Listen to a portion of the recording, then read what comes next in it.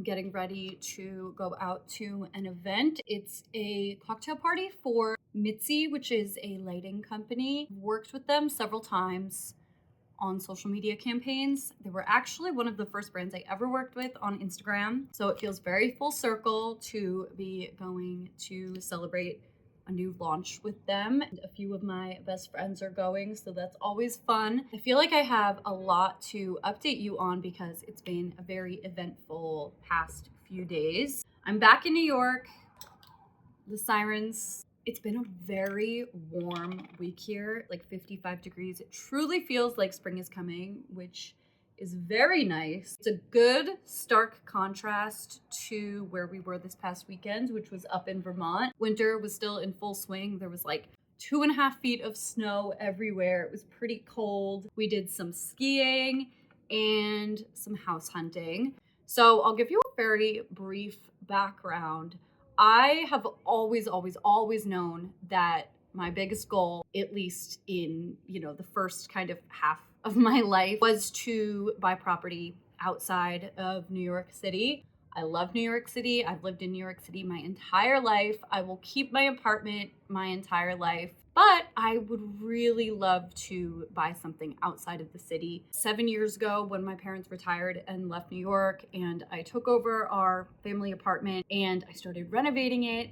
Through that, I discovered my passion for interiors and architecture, historical homes. I built a career off of updating my apartment. I met my boyfriend from updating my apartment. It's truly it's given me like everything that I have in life, and I am so grateful to it. And I think I'm ready to do the same outside of the city in a home that I own. I've always known that I would want to be doing this, but only very recently did it start feeling like it was something that was actually going to happen soon. Again, I could not feel more grateful for this. I always thought that I was going to be looking in the Hudson Valley, like under 2 hours away from the city. And then I met Sebastian, who went to college up in Vermont, and he's a big skier. He kind of just warmed me up to the idea of broadening my search. When I was teaching, I had to stay close to the city.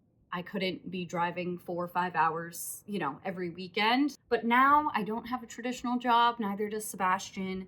Our work often revolves around the home.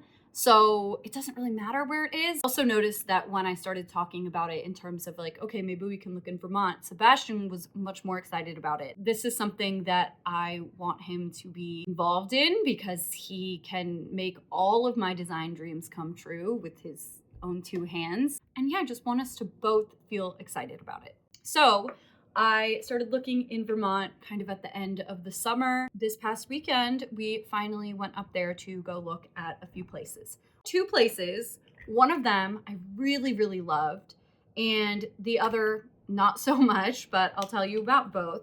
So the first one that we saw was this very cute, like farm style house.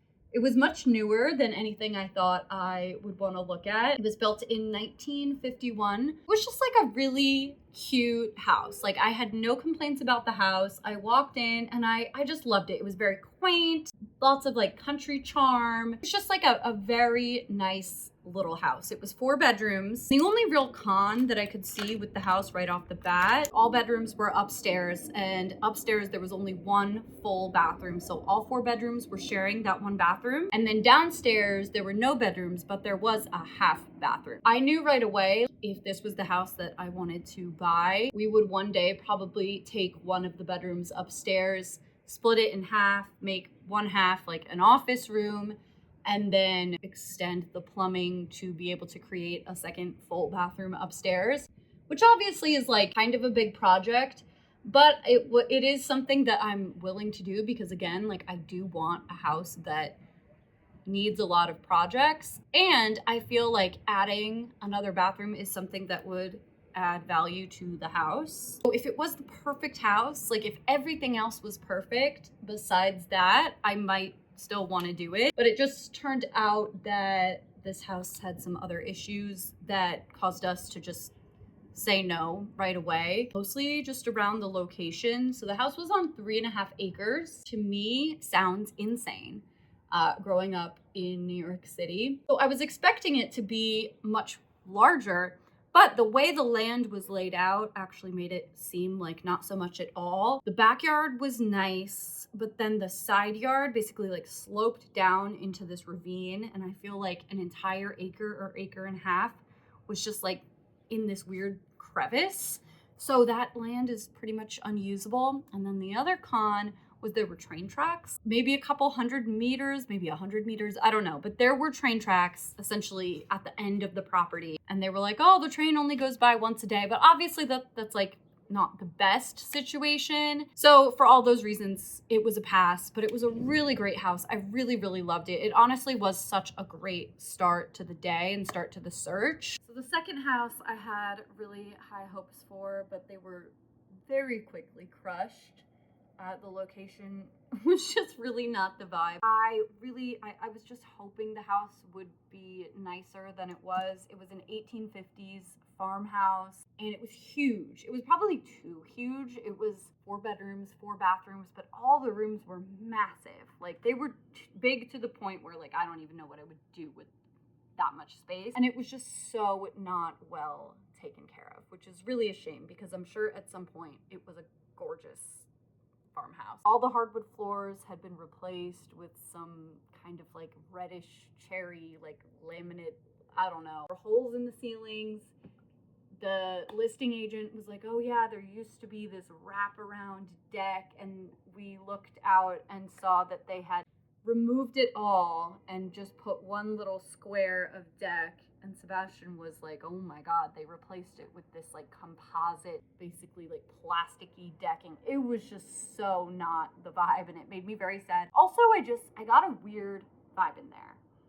You know, like I don't know if it was haunted or just there was like a dark energy about it. That was a pass, and I actually could not wait to get out of there. Sebastian was laughing at me because the first house, I kept walking around. I was taking so many pictures and videos. I loved it. I couldn't get enough. And then that second one, I could not get out of there fast enough. I really did not like it. It made me very uncomfortable. So that was an easy one. That was like, absolutely not. Those were the only 2 houses that we saw. Inventory right now is very low, so everyone is telling me I should wait, but I'm a very impatient person and I just want to keep looking. Next weekend we're actually going back again.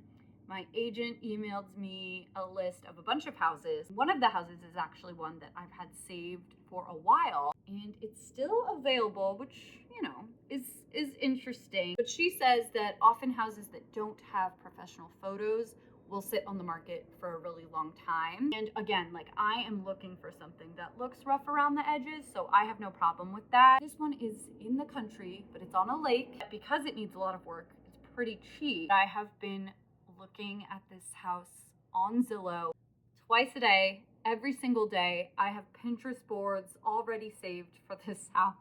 I have so many ideas for this house, and Sebastian really likes it too. This is what I keep saying, like the first time we see a house and we walk in and Sebastian actually likes it, then I'm gonna know that this is a real option, because so far we've seen 3.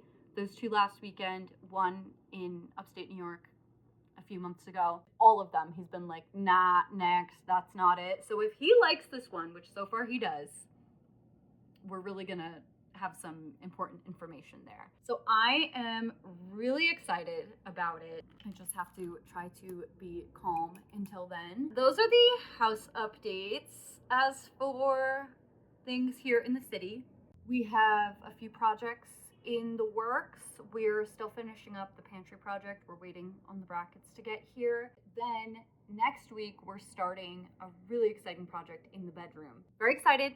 It's gonna be a good week. It's a busy week. It'll be a fast week.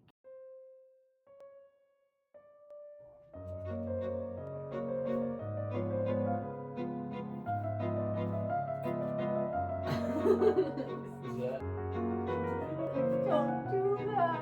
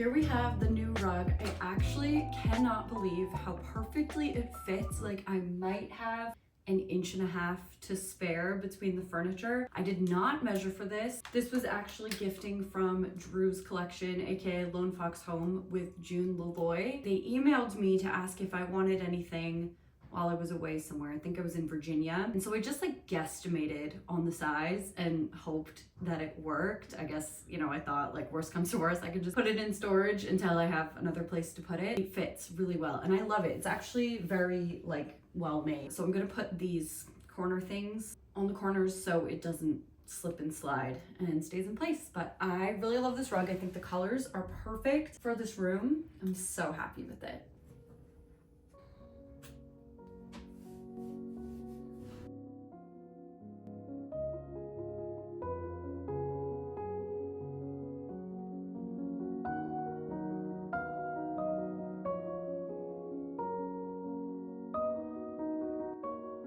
I think it'll need to be deeper than the bookcase, right?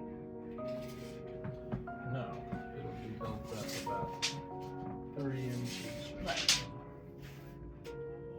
But All right, we'll take your measurements because we gotta figure out what we need.